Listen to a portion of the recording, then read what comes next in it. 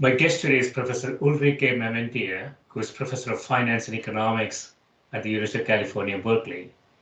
Her research area of focus is the intersection of economics and finance, and why and how individuals make decisions, specifically how individuals make mistakes and systematically biased decisions.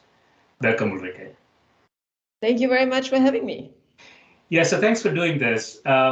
So I want to start with one of your recent papers, which is very topical, Exposure to Grocery Prices and Inflation Expectations. You say that we show that consumers rely on the price changes of goods in their personal grocery bundles when forming expectations about aggregate inflation. You say our analysis uses novel representative microdata that uniquely match individual expectations, detailed information about consumption bundles, and item level prices. This is very intuitive for me. Yeah, so inflation expectations, groceries is something that we have to always deal with. When you go to the grocery store, you have some memory from the previous visit. And as prices change, you use that to set expectations. And I remember, I just skimmed the paper, Ulrike. I remember you saying there's some sort of gender, not bias, but gender exposure here, because females tend to shop, grocery shop more than males, and hence they have a different expectation. So what do you find from the data here? Yeah, so you're referring in that last comment to a related paper with the same data we wrote for the proceedings of the National Academy of Sciences, which has also been published since.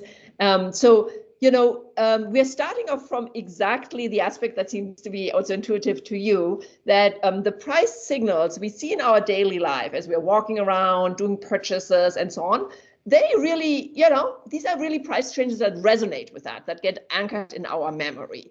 And whether or not they're really big purchases or smaller ones, like the milk and butter purchases in groceries, doesn't matter as much as standard economic models would say.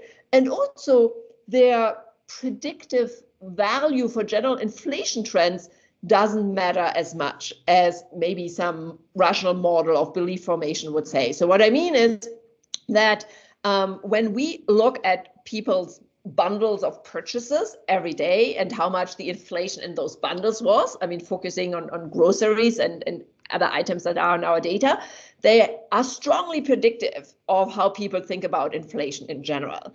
And when we try to kind of weigh them by how big the purchase was it just a few cents or dollars, or was it a bigger purchase? Doesn't matter as much. It's just more, how often do you see that price and your brain notices, oh, that went up again, that went up again.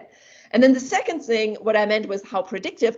That second thing is about, differences in prices in influencing general inflation trends. So you may know that, groceries are infamously super volatile. They're so volatile that when, the Bureau of Labor Statistics puts together the CPI, that measure of inflation we all use, they actually take out of the core CPI, they take groceries out because they say it's just noise. It doesn't matter. Well, it turns out that noise is what really influences us. So that's the first thing we wanted to kind of show people and make people more aware of. You can talk all you want about statistics of different components of, the consumption bundle that goes into inflation measures. At the end of the day, whatever we see is what matters most to us, whatever we see in our daily lives. And then kind of to move over to the gender specific aspects you alluded to in the end. Well, traditionally, I think in sync with traditional gender roles, it has been more the woman than the man, the wife than the husband in heterosexual couples who has been doing the grocery shopping. And we think that helps explain this puzzle, which people at the Fed have observed for decades, that women are always more pessimistic about inflation. So if you do surveys about inflation, in a lot of their data sets, women always come out as having their inflation expectations up by 1 or 2% compared to males. And people have always been wondering, why is that? Well, from the insights of our papers, it makes total sense. If you infer inflation from these grocery prices and also knowing that we tend to anchor more on the increases and tend to disregard the decreases, which other researchers have, I mean, many researchers have shown already, then yeah, it naturally comes out that the grocery shopping women are the ones who would have higher inflation expectations. And indeed, what we're able to show in that last paper is it's not an inherent gender bias. Once you control for who does how much grocery shopping, you see that that's driving the differences, not male versus female for any biological or other reason. Yeah, that makes a lot of sense. So it's an information issue, not a gender bias. And it makes a lot of practical sense, right? So when you look at capital goods like computers and automobiles, there's a lot of quality changes over time. So price is not necessarily a good proxy for inflation. Whereas groceries are. I mean, tomato is a tomato. I mean, there is a lot of quality change in it. And hence, I would imagine grocery prices are really a good proxy for inflation. Is that true? Yeah, that's a good point. So that we don't have to deal with that issue of where their quality changes and are those observable or unobservable, and how do you account for them, which you have to deal with when analyzing computer purchases, for example. That was a great contrast. So for that reason, I think they're an excellent subject of study. However, I think initially people might have deterred us from studying grocery prices for the very reason I mentioned initially. Oh, grocery prices are special. They're super volatile. They don't even enter the core CPI measure. Why are you studying them? Well, it turns out that might all be true, but it's still what people anchor, their impressions on. That's really what gets anchored in their memory. And we should take it seriously for that reason. If the Fed, in central banks around the world, decision makers are asking themselves, how can we influence inflation expectations? All these tricks, this toolbox we have with monetary policy announcement, etc., they don't seem to work the way we want them to work. People still build up inflation fears or deflationary fears at other times in ways that are disentangled from what we do. And so our message is just look at people's reality. If in their day-to-day life prices are going up, they will have inflationary fears. And it doesn't matter whether that's a valid component of the consumption bundle when measuring inflation or not. Their day-to-day life is what matters. Right. I wondered, Ulrike, so household size was a factor. So, when there are two people in the house, maybe we do shopping once a month. I don't know, maybe once every 6 weeks. But when you have a lot of people in the home, maybe you do more frequent shopping. Is that a consideration in how people figure out expectations and inflation? Yeah, so we found that the frequency does matter. We're trying to kind of disentangle it ideally from a household size. We don't want to be confounded by, are you, a 2-people couple or a couple with 4 kids, like a 6-people household. We kind of try to control for these things, but you're right, they're related. Either way, you're exactly right that the frequency matters. And I have to admit, I didn't initially anticipate the direction it would go, although it makes sense exposed. Initially, I thought, oh, these frequent shoppers, they constantly see grocery prices. And so they will be super influenced by the grocery prices. Well, that may be true, but as a result of frequency shopping, you don't see as many increases, right? So like if you go only every 4 weeks to a big grocery outlet, chances are there are going to be a bunch of bigger increases. Like day to day, it might not be so much. And since you're kind of averaging in your head the observed percentage increases, roughly speaking, it turns out to be the case that these infrequent shoppers tend to see larger price increases on average, and as a result tend to be more affected or more biased upwards than the frequent shoppers. Yeah, so I want to go into one of your older papers. It's a different topic, the role of managerial overconfidence. You say a large and growing body of evidence suggests that a substantial share of top corporate execs exhibit symptoms of overconfidence in their decisions. The main measure of CEO confidence used here has been the willingness of CEOs to keep their personal wealth undiversified by holding stock options until very close to expiration. And other measures of CEO confidence include earnings forecasts, survey responses, and even psychometric tests. Yeah, so I can relate to that to this little bit. So I was thinking, in a broad sense, exercising an option early is suboptimum, in a very broad sense. But if you have a lot of your wealth stuck in a single asset, it has a risk concentration, and hence that may not be an optimum decision to keep it there. But that's what we find, right, typically? Yeah, exactly. At least for that subset of overconfident managers. I should maybe start one step before we go to the nitty gritty you're diving in, which is right on point, and say that as you know, having been at the University of Chicago, the tradition of economics is a very rational one. And when people started to acknowledge that humans, are humans and are subject to biases and make mistakes, the economic research opened up to that notion, mostly with respect to individual consumers, individual investors, kind of thinking, okay, these kind of non-professional decisions, maybe they're affected by biases, but managers, particularly CEOs I'm studying, they can't be overconfident. They can't have sunk cost fallacy, etc. Otherwise, they wouldn't have been as successful. They wouldn't have climbed the ladder. I mean, that was the logic. And so naturally, I and my collaborators, we had a really hard time convincing CEOs or other top managers are really overconfident. If you're just trying to look at, what they say, maybe they make forecasts and they turn out systematically to be over-optimistic, people would say, no.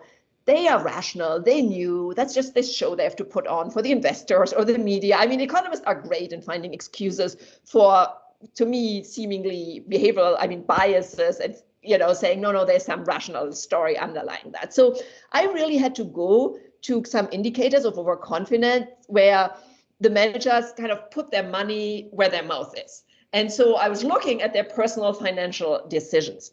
And so in principle, managers who are, running a company, CEOs, should try to diversify, right? They're already getting a lot of stock and option, like company value-based compensation. Moreover, the value of the human capital is tied to their company, right? If the company goes downhill and they're fired, probably their future opportunities are worse. So there are lots of reasons to try to diversify. And it turns out that there's a significant subset among very successful managers who don't do that, who don't sell stock, don't exercise their options early, etc.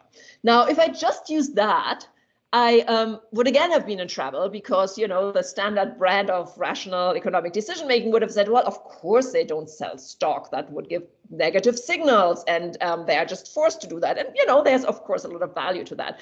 So looking at stock option was really a great opportunity because these executive stock options we are talking about typically have something like, say, 10-year duration, and then let's say it's a 4-year vesting period, and then say after year 4, at some point you have to exercise, and the market understands, yeah, the guy has to exercise at some point. There's no negative inference from that, and so then I could just analyze: does this manager do what rational portfolio theory would predict, trying to take into account that they're under diversified and how high in the money the options are, etc. Or is there a manager which keeps holding on to the option, which keeps waiting until the last moment? And can I start inferring maybe that manager thinks the stock price of my company under my glorious leadership will keep increasing? I'm just going to exercise a little later when the market has finally understood this. And that turned out to be a really good measure. So managers who repeatedly exhibit that type of behavior of postponing is postponing. At some point you have to do it, right? Their option expires. They tend to also, talk in an overconfident manner about their firm and make all sorts of decisions which are easily linked to overconfidence, like merger decisions, investment decisions of that overconfident nature. But I wonder, there is sort of a wealth effect issue here. There is a tax effect issue here. And so, senior execs perhaps are not really worried about once you hit a wealth threshold, maybe they're not that interested. I don't know. I'm just speculating here. And there's a tax effect that you have to consider too, right? Yeah, no, exactly. No, these are excellent arguments. So when I first started publishing work on CEO overconfidence using that measure, So I think by now I've at least five papers published using that type of measure. That's what I've spent a lot of time at. Let's think about the different tax treatment, how it varies depending on when you exercise the option, and potentially separately when you actually sell the underlying stock. And let's try to show that the tax differential is either actually non-existent or we can control for that. It still didn't make sense. Wealth effects, let's try to calibrate as well as we can for estimates of their wealth and of their risk aversion, and let's try to fold that in. And there are other things you could bring up. So maybe, they're just not taking care of their portfolio. As you said, they accumulated enough wealth and they just let it go. So let's try to find data that shows, I'm looking at the guys who are actively managing their portfolio. They're doing business and portfolio transactions in that very year, and still they're not exercising that option. They're thinking about how to optimally invest. So if you look at the originally published papers, the academic papers, you see that about a third to a half of the papers are kind of dealing with each of these arguments. And I think, luckily we got it published in the top journal. So ultimately we were able to convince people it's not these reasons, even though these are good arguments. Intuitively, what I find actually most convincing in that we ended up capturing something that's related to overconfidence. And I should say overconfidence, not in general, just about how much the stock price of your company will increase, how much value you are creating. That's the only thing we are looking at here.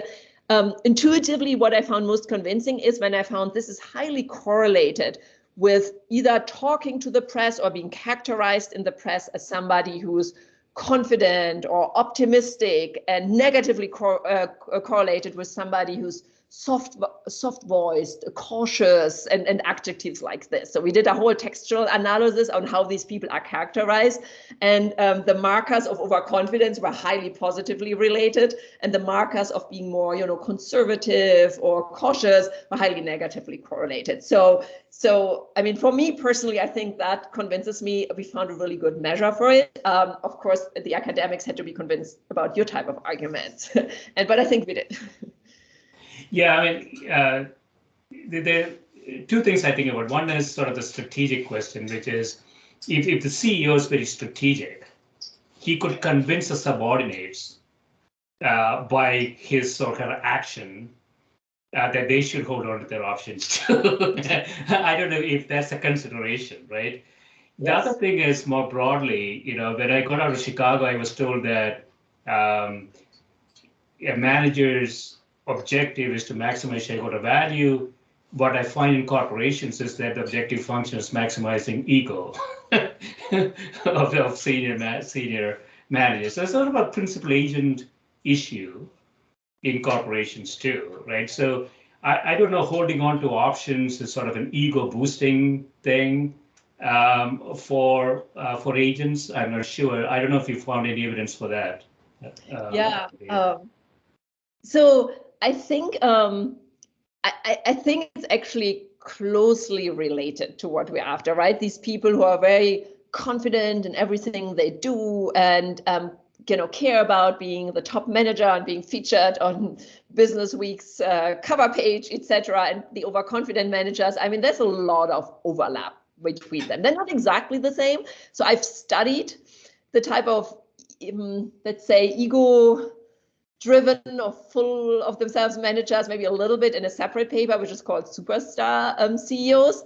So it's not a one-to-one connection, but I would think they're probably closely related. And if you want to reinterpret our results as saying CEOs you call overconfident, who are, investing a lot of their personal wealth in their company and don't diversify. And then they do these decisions like too many mergers where they're red flags, but they still pull through against the initial negative reaction of the market and so on.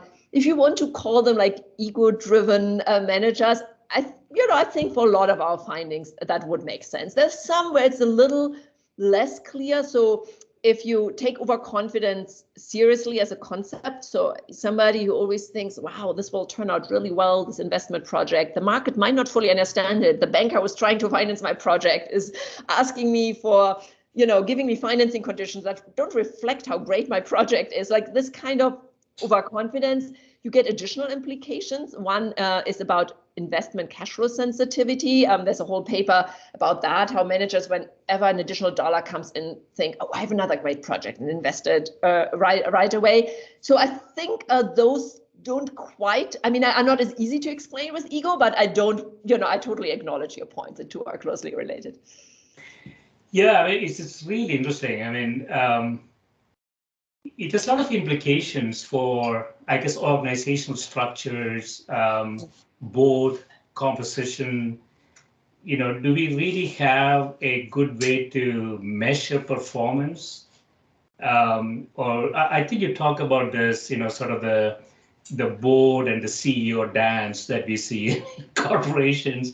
They all think alike, and it's unclear to me that they're really maximizing shareholder value. So I want to go into another paper. This is in a slightly different direction. So investor experiences and international capital flows.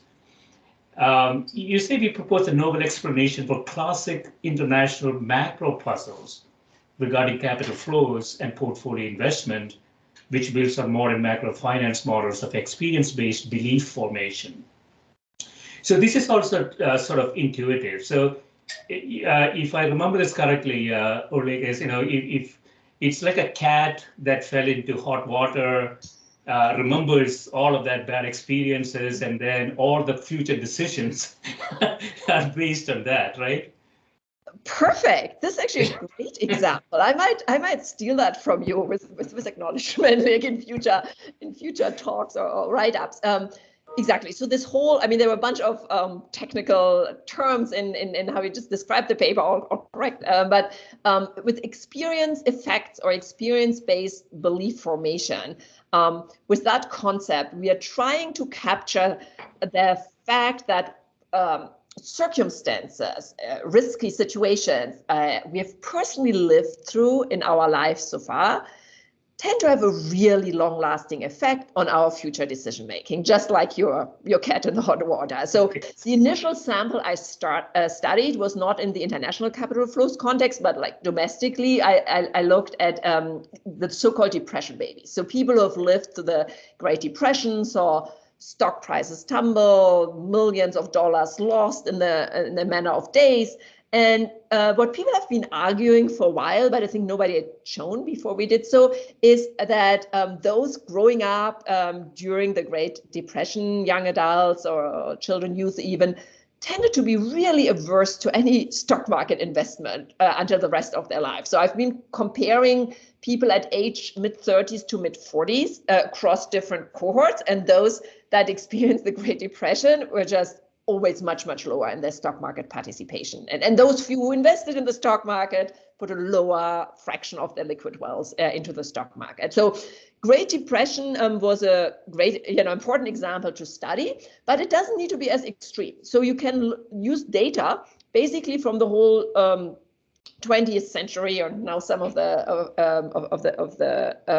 21st, and look at how stock market investment relates to the ups and downs of the stock market in these people's lives so far, and you get amazing predictive power. So that was really interesting to us. And since then, we've applied it to many settings. You can look at inflation expectation, what we talked about earlier, and relate it to their lifetime experiences of inflation. You can look at a bond market investment and experience in the bond market, a housing investment and experience in house prices and relatedly inflation. And you always find that sure information, abstract knowledge, information, financial literacy, education, of course, that stuff matters. I hope we finance professors are teaching something useful, but it's amazing how powerful personal experiences are. So I wrote these papers you mentioned with co-authors from Argentina, and they give me an earful about inflation whenever I give them the opportunity to. And so a lot of these papers I just mentioned are using domestic data and kind of showing this concept that we humans just carry our history around with that, and it's like firmly anchored in our memory. It's not going to go away. No teaching can do that. Well, that also applies to the international capital market context. So if we are thinking about, for example, international investors coming in, investing, in a foreign market, They don't have a lot of experience with what's going on in that market. As soon as one crisis hit, if their first experience is, oh, the market in this country is tumbling, prices are going down, they become very averse because all the experience is about that. And so that explains some of the puzzles which we have been trying to understand why they withdraw so quickly. So these puzzles of fickleness, and the different terms formed for that. Also, the home bias in equity can be linked to that, because the domestic investors, I mean, they don't like the crisis. I mean, they react to that. But maybe if I'm a 50-year-old investor, I've seen other times, I'm not so much moved by that. But if the foreigner comes in, he's just seen that crisis, that's 100% of his experience. It's just, you know, the hot water of the cat, like the crisis, the downturn. Of course, they're immediately reacting to it and withdrawing. So this whole concept of experience effects, which is, you know, catching on, I think, in economics in many, many fields right now, is highly relevant, I think, also for international finance. Yeah, this is really interesting, Ulrike. So I was thinking that, I mean, we had two major stock market shocks, maybe three, 1987, 2008, and more recently in 2020. In 1987, I didn't have any money to invest, but I remember, you know, my managers, you know, talking about this as a major thing. And I had no clue, but, you know, I didn't know what stock markets were. I was an engineer, so I didn't know what stock markets were. I didn't know, you know, what this really meant. In 2008, I was investing. It was really, really bad. And in 2020, my daughter has a very small 401k, you know, a few $1,000s. And she was affected by that too, you know. And so I was wondering, in your data, do you have to be personally affected? For example, I don't think my behavior changed at all post 1987 stock because I wasn't investing, right? So it's not really seeing what happens; it's really what happened to you, right? That affects you.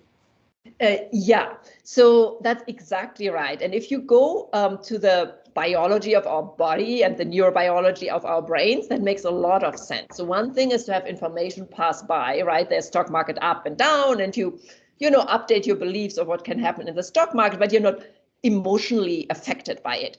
As soon as you are taking in that information and you are emotionally affected, in those cases you mentioned negatively, this information gets much more strongly anchored in our brains. There's really cool scientific evidence on how, you know, say the firing between whatever neuron is firing in response to negative stock market news and the connection to another, you know, neuron, the synapse, how if that's repeatedly happening, how that connection gets strengthened, and this concept of long-term potentiation explaining why these effects are so long-lasting. And emotion really matters for that. So as a result, we can totally understand why you reacted much more to the more recent financial crisis, and then your daughter recently, as she started building up her own 401k.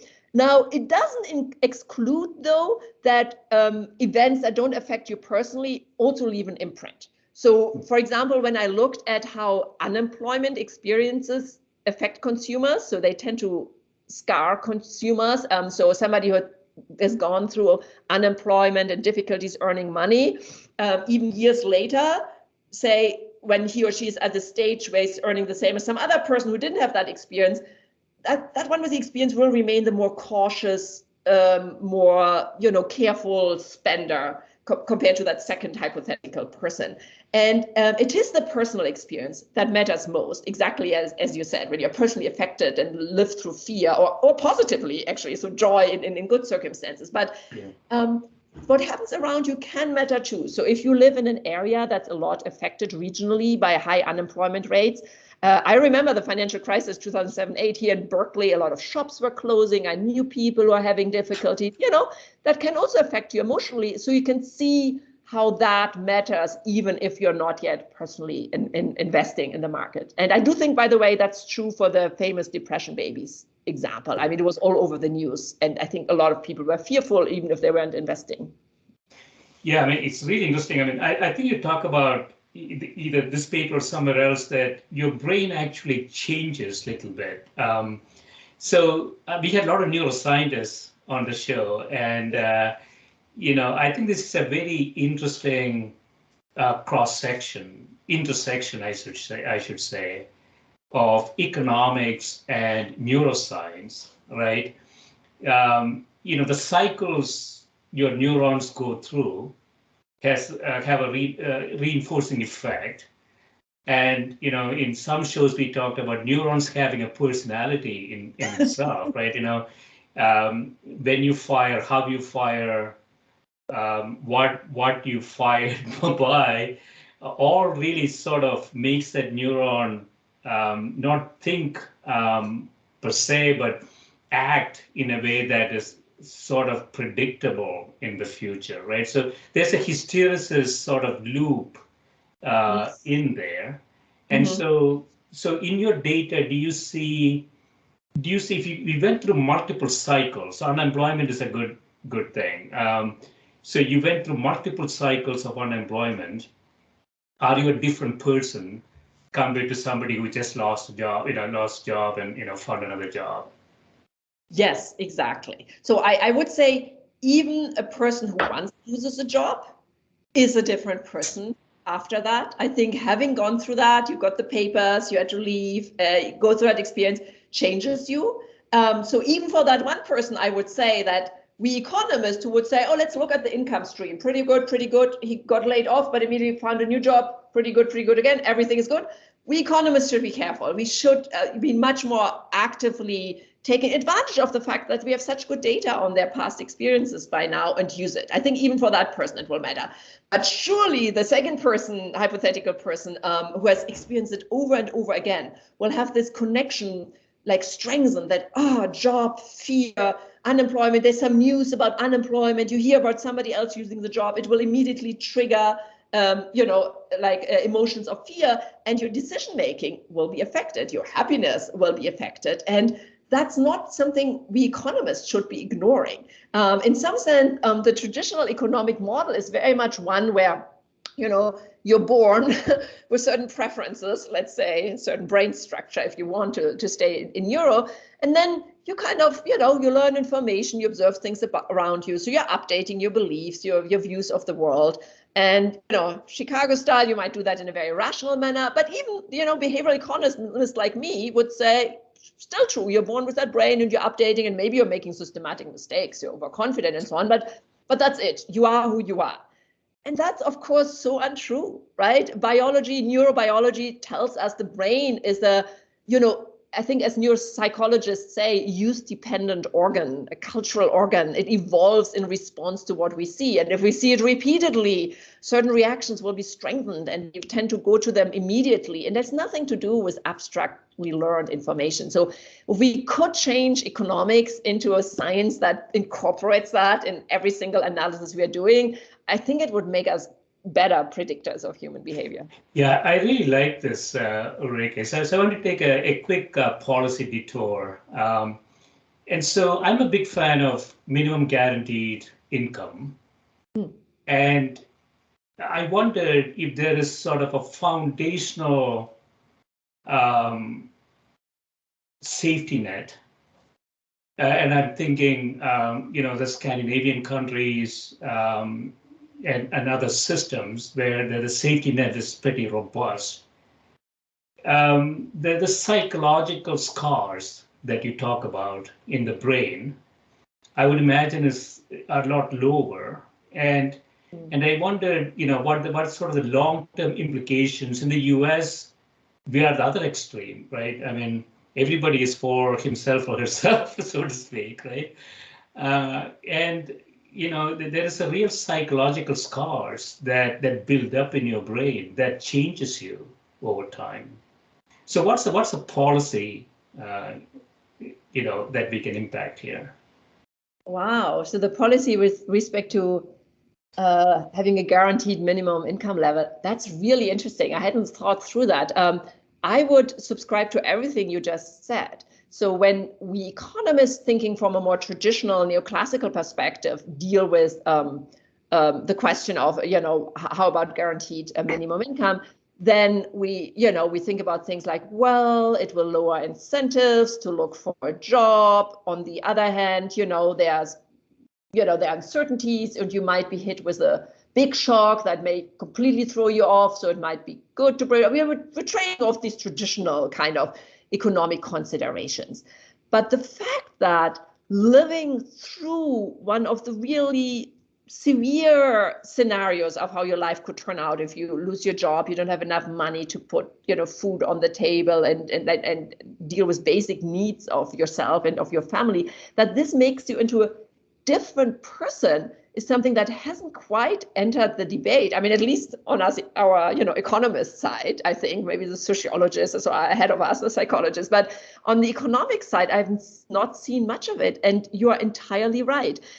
We would predict that a person who has lived through these kind of scarring experiences of losing a job, not being able to get it, not being able to, provide for their family, they become very risk averse. They might not take advantage of career and job development opportunities, maybe opportunities related to applying somewhere else, even voluntarily leaving your job, which say are clearly dominant, hypothetically, right? Suppose you're in a dying industry and you should just switch, but you may become this very risk averse person who's just holding on to what they have for now and are not able to, be the most productive member of society they could be, and clearly not the happiest member of society they could be. I completely embrace your point here. I have to think through that much more, but this has very strong implications for basically the social safety, whether it's minimum income or otherwise we want to provide to people, so that the stress level never builds up to this almost traumatic experience they have. Yeah, so we have a few more papers, Ulrike. We may not get to that. I know that you have a hard stop. So I just want to push on this just a little bit, and maybe you can come back for another session if your schedule will allow. So going back to what we're talking about, there's also certain initial conditions question. So if you start at a point where the probability of going through these cycles are higher because you just don't have good initial conditions. We had a recent president who said, I was given just a few $1 million and look what I have done. It's a total lack of understanding, right, of how society functions. So if you have bad initial conditions, then that also has a huge impact, right, on where you end up. Exactly. So there are some aspects which have been studied a lot by economists. I think not quite with the awareness of this notion of how experiences scar you, which we have been discussing. But for example, if you look at people who started off their experience as a wage earner, their experience in work life, at times that were really crisis experiences. For example, graduating into that Great Recession of 2007, 2008 you mentioned earlier, people have found that kind of for years after, they're kind of not catching up, they're making different job choices, they just tend to be different people than the type of people who graduated into a boom. And so that's exactly to your point, that these initial conditions, once set, seem to have a huge influence on you and alter pretty much the life path you're taking from then on. And I think that the way to think about it is that as you're entering, whether it's the labor market in my case, or the world of financial investment as you're earning money, the first experiences coming in are at this point 100% of your experience. So they will super strongly affect you. I mean, a 50-year-old person is also not happy when the financial crisis hits, right? But that person has seen, 49 other years or when they started being aware of it, which were different, and knows that's not all of how the world runs. And that young person instead is just seeing this. And as a result, in all of my empirical applications, all of my data analysis, I found exactly what you said earlier, that it's particularly the young people who haven't seen much else who seem to be most shaped by these types of shocks.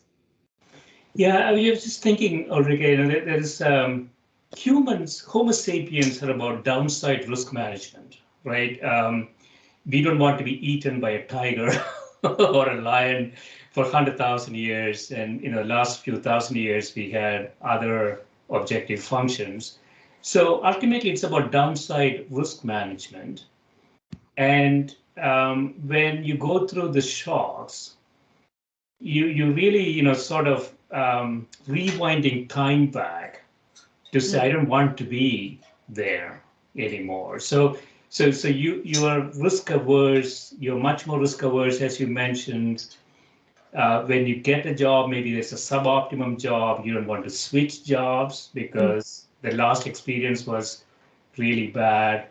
And so we have potentially a population who are suboptimally deployed because of these shocks that we have gone through, right? I mean, COVID is another good example of this. Now, when we come out of this, whenever we come out of this, I wonder how society is going to be. Yeah, so that's a very good point. So one of the messages I always like to convey when I talk about experience effect is that they provide an additional angle or perspective on the effects of crises. So as policymakers, we may often think, okay, we're in the crisis and let's get out of it. But we're maybe willing to pay up to certain costs, and beyond that's not worth it. We're not going to save Lehman Brothers, but we're going to save some other bank. And in terms of pure monetary calculations, that may make sense at the time. However, what I feel is often not taken into account is by letting this crisis be stronger or letting it go on, you're going to strongly affect whole sets of the population in the long run, even when 5 years later it's fixed. We're in the same state we were prior to the crisis. It's wrong to assume that these people are the same people. They make different choices now, and as you suggested, might potentially be employed suboptimally. So in other words, this notion of experience effect gives an additional justification for pouring in money when crisis hits, for providing additional safety nets, etc. Because if you don't, you're going to alter people severely, and they may make choices that will harm, even in pure monetary terms, harm the economy much more than the alternative. So I hope this will enter people's thinking much more. Now, I do want to say, though, that sometimes, this notion of experience effects can be a little bit fatalist, if you want. You're hit with these crisis experience. Now you're an altered person. Too bad for you. You're going to make these suboptimal decisions from now on. Well, the good news is that, today's decision and choice is tomorrow's past experience. So once we have, gotten awareness of, okay, these are the kind of people we are, we're very averse to taking risks, etc. Like, say, the depression babies, I know everything about the equity premium puzzle. I should invest in the stock market, but I'm the kind of person who doesn't do that. I had this bad experience.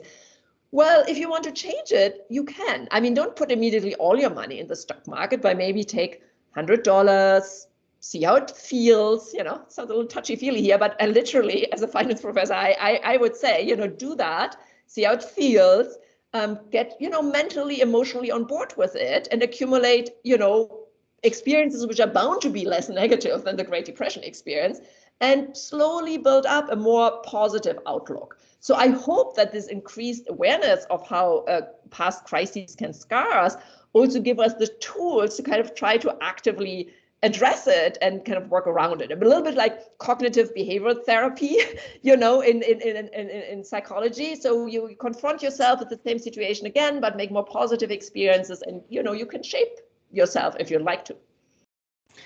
Yeah, we can have a whole another show, Ulrike, on that one. So I know that you have to go. So I hope you can come back and we can talk about your other papers. But this has been great. Thanks so much for spending time with me. You're welcome. I had a lot of fun and great points, which I will also keep mulling over. So I really enjoyed it. Thank you. Bye. Bye.